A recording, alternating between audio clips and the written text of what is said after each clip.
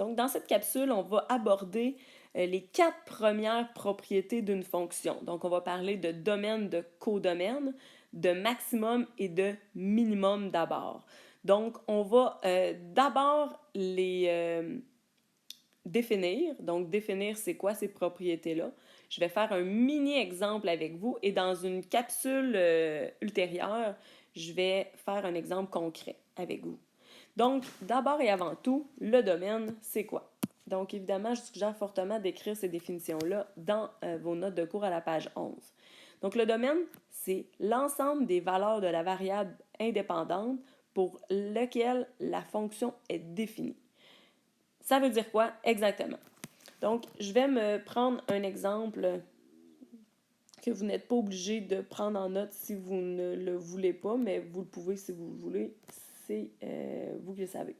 Donc, si je prends cet exemple-là, donc par exemple, une fonction comme ça qui monte. Elle commence ici. Donc, si je veux définir c'est quoi le domaine de cette fonction-là, c'est dans le fond de dire c'est quoi toutes les valeurs de x possibles pour laquelle ma fonction est définie. Donc, ma fonction en x, elle est définie à partir d'ici. Donc, ma première valeur commence ici. Et évidemment, ben, comme ma fonction, elle monte, ben, elle va être définie sur tous les x à partir de 0. Donc, il me reste à écrire mon intervalle. Donc, dans ce cas-ci, mon intervalle va aller de 0 inclus à plus l'infini. J'aurais pu avoir quelque chose qui arrête aussi, là. Donc, j'aurais pu avoir une fonction, si je t'avais dit qu'elle arrêtait ici, il aurait fallu que je te donne la valeur ici en x. En ce qui concerne le codomaine. Donc, le codomaine, c'est l'ensemble des valeurs de la variable dépendante pour lequel la fonction est définie.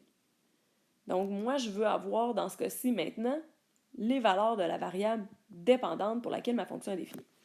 Donc, j'y vais avec un exemple rapidement. Donc, si je vais y aller comme ça. Encore une fois, j'ai quelque chose qui monte à l'infini.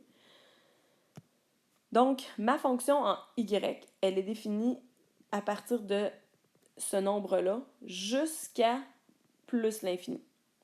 Et là, il faudrait que je te donne c'est quoi cette valeur-là. Admettons que c'est 3. Donc, l'intervalle qui représente mon codomaine va être de 3 inclus à plus l'infini. Le maximum et le minimum d'une fonction. Donc, je commence avec le maximum. Le maximum, c'est la valeur que prend la variable dépendante dans la fonction. Donc, voici une fonction.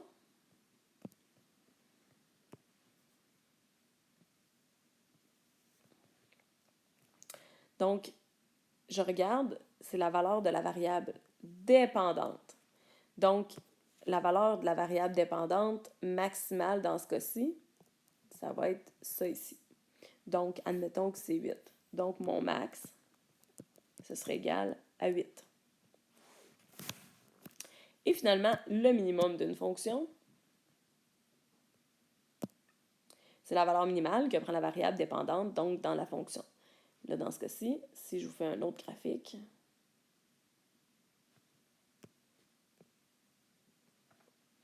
donc ma valeur minimale en y, ce serait cette valeur-là. Admettons que c'est 2, donc mon min, dans ce cas-ci, ce serait 2. On va faire dans une capsule tout de suite après une analyse d'une fonction en contexte. Donc, vous allez voir qu'à chaque fois que vous répondez à ces questions-là, vous avez des unités également à mettre dans votre réponse. Mais pour l'instant, présentement, il faut être en mesure de comprendre la différence entre domaine, codomaine, maximum, minimum et être capable de les écrire.